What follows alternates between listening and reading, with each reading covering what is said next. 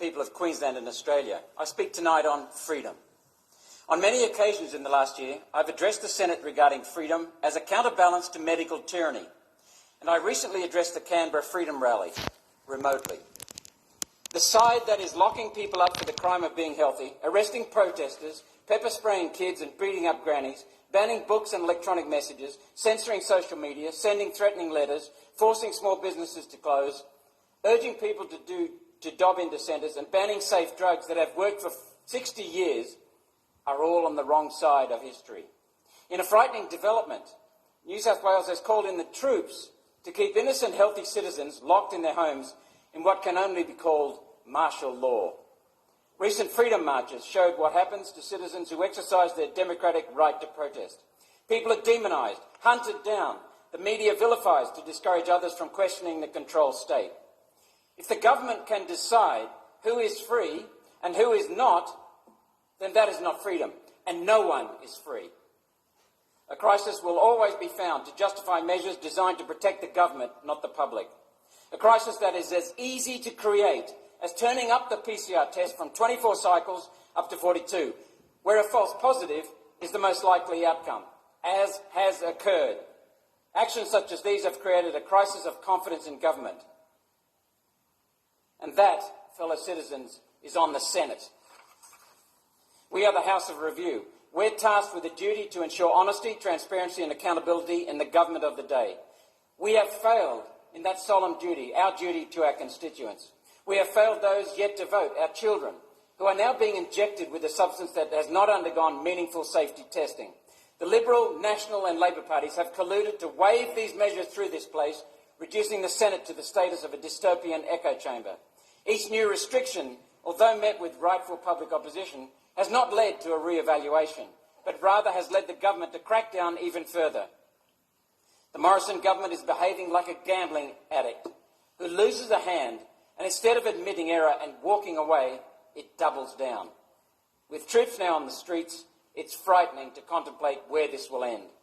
Everyday Australians are being deliberately demoralised to extract a higher degree of compliance.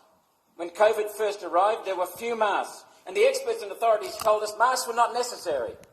Now those same medically ineffective masks are used to condition people to fear and obedience. Crushing resistance crushes hope, and without hope we have no future. Is it any wonder that small businesses are closing permanently? Every small business closed was a family being provided for from work, hard work and enterprise. Who will look after those families now? The government? With whose money?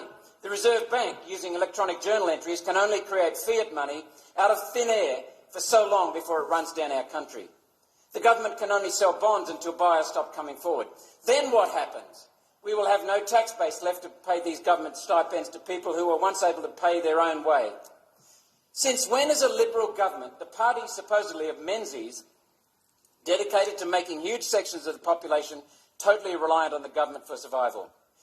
The bad joke here is that the excuse used to justify this sudden rush to Marxism, public health, is moot. Deaths from all sources, including coronavirus and the flu, are at historic lows. Australia's death rate in 2020 was less than in 2019, and 2021's death rate is lower again. We're strangling Australia's economic life and future for no reason.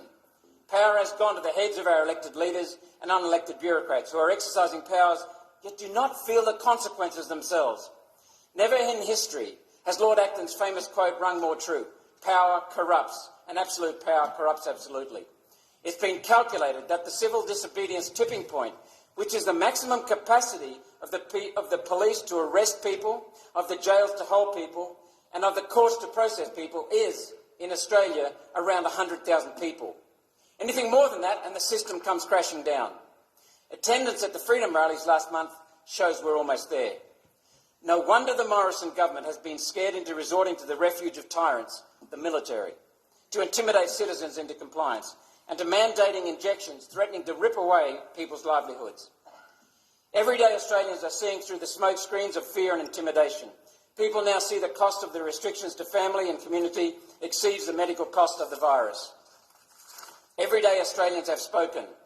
We will not be divided. We are united. We are one community. We are one nation.